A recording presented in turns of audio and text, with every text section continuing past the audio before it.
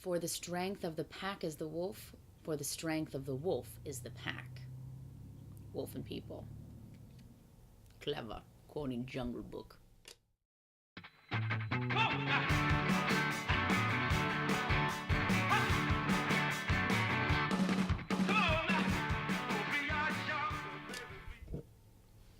Yeah, I'm gonna go with this juicier deal here. If you want to check out yesterday, hanging out with Jason from Four Brewers and my roommate Anna, and we went to Wolves and People in Newburgh, United States of America, Oregon.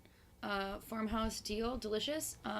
Didn't save any of their beers because we just drank them all in the sun. It was great. If you want to check out the video from there, please do. The sessionable stout with truffles and hazelnuts, ooh, that was really good. And the bearded guard as well, fantastic. I would check them out. It was a beautiful space. Christian, who was helping us, founder and owner, and probably does a million other things as well, was really helpful. They were busy though.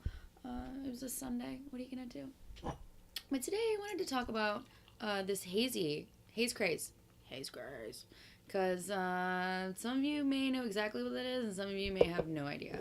What I'm drinking here, though, the hazier than thou, is New England style IPA with passion fruit. So I'm assuming they actually put passion fruit in there. 6.5% ABV from Heretic Brewing out of Fairfield, California. Delicious. I've already had it. It's not even like that hazy with the haze craze that people have these days. Delicious. Just tastes like juice. And that's what happened yesterday at Wolves and People. Really funny. Anna had poured me some coconut water that had mango in it or something, and she put it in one of the empty beer glasses when we were playing chess. And I asked her, like, oh, can I have some of the coconut water? And she said, yeah, I poured it in that beer glass for you. And my mind reeled because it looked like beer. We are now accustomed to beer looking like this, which was not like that, even a few years ago. Beer should be clear, should have clarity. That was a shining part of what made lagers such an important style when they debuted, way back in the day. People in the United States in particular, when refrigeration became something that was possible, having that light, crisp, beautiful, effervescent, champagne-looking beer was a big thing. And now people really are fine with beers that have more of an opulence. Opulence, is that the right word? When it's opal? I don't know. Anyway. And the Brewers Association just released their 2018 update to their beer style guidelines, which is what's used for judging across the United States, particularly at GABF, the Great American Beer Festival. So those guidelines are pretty important. They have over 900 updates. I did look up a few little things that I thought I would share with you. So I actually read this really great story from Andy Spearhawk in the Brewers Association newsletter. He's their craft beer program coordinator. So he did a piece called Beer Haze, Clarity in a Topsy-Turbid World. And I just wanted to kind of go through what makes these beers this way. Like, first, we'll go there. So it can be a multitude of factors. Everyone has agreed that this style really comes from a beer called Heady Topper. It's from a brewery called Alchemist, and it's definitely on the East Coast. I've never been there. Forgive my non-ability to understand geography. But the part of the reason why Heady Topper, one, became so famous was because it was limited, and two, they put their beer in cans. And a lot of the founders will admit that the part of the reason why they suggested on their can that you drink it out of the can was because it was an ugly beer at the time. It was considered ugly because it looked like this. It was hazy. Now that style is associated with the East Coast of the United States, so New England mostly, East Coast IPA. Difference between the two, West Coast and East Coast, being that West Coast beers are really bitter, hop forward, and they're still quite clear. They have a clarity to them. Versus East Coast beers, which different factors can be why they're like this, but they're milder, more balanced hop bitterness with a sweetness to them. They're often added with other fruits, and they have this color. So the BJCP, the Brewers Association, just added 3 different styles. I think it's a juicy or hazy pale ale, juicy or hazy IPA, or juicy or hazy double.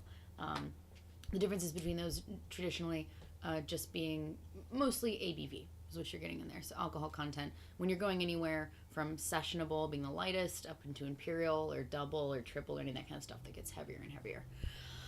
So what makes these beers like this can be all kinds of things. Sometimes it's really interesting over the few years how many beer geeks have just gotten into massive battles about this. If you want to just have a good time, you can just sit down and argue with beer geeks.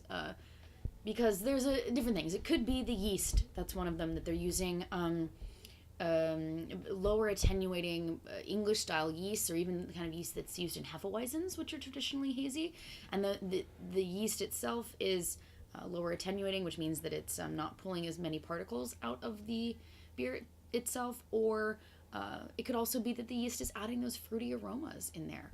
Another thing that's cited is that there's a higher balance of chloride to sulfate in the water that will lead to a softer mouthfeel, smoother, rounder, versus what you get with West Coast IPAs, which can be quite sharp. They can be kind of biting, and that's what they're going for, is a real bitterness. That's the point there.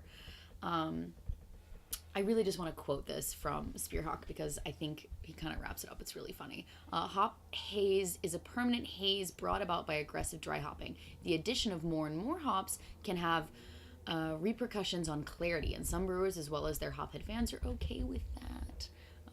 So that's it. It could also be hops. Who the knows? It doesn't really matter. It was good. We drink it. It's delicious. It's not what I want all the time, and you can go back to one of my older videos. I think it was my prediction that this style is what's going to take over the world. It's not going to be light lagers in the hands of some, Joe Schmo in Southeast Asia. It's going to be a hazy, juicy, whatever IPA, because that's what's taking over. That's the new trend, and to be honest, these beers are probably a lot easier to brew, and you guys can fact check me on that one, all my homebrewer friends. I'm assuming these are a lot easier to brew than a lager. So there's that. There's a bit of history. You can, talk to your beer geek friends and just know exactly what's going on. I also like to point out that this is the exact same battle that we had with the Cascadian Dark Ale was going on. Those are the two hot button topics for beer geeks. If you talk about Cascadian Dark Ale, it's now called Black IPA. The judging authorities decided that it's not particularly a region. Cascadia was not the one who created that style. So the official name of it is Black IPA. If you see Black IPA or Cascadian Dark Ale, they are the exact same thing. If you see New England IPA, Vermont IPA, Juicy IPA, Hazy, any of those words, those all mean the same thing. But it's a debate because they want it to be regional. New England wants it to be no, we created this, so it's ours. I don't know if anyone's really fighting for that, but if they are, that's the thing. People in Cascadia, they really want Cascadian Dark Ale to be what that name was, and it's not. And now we're moving away. This is a style that's been taken over and back by the people, so here it is. And it's pretty good, it definitely has its place. Let me know what you think. I always like to hear your thoughts, comments, and and debates on the haze craze.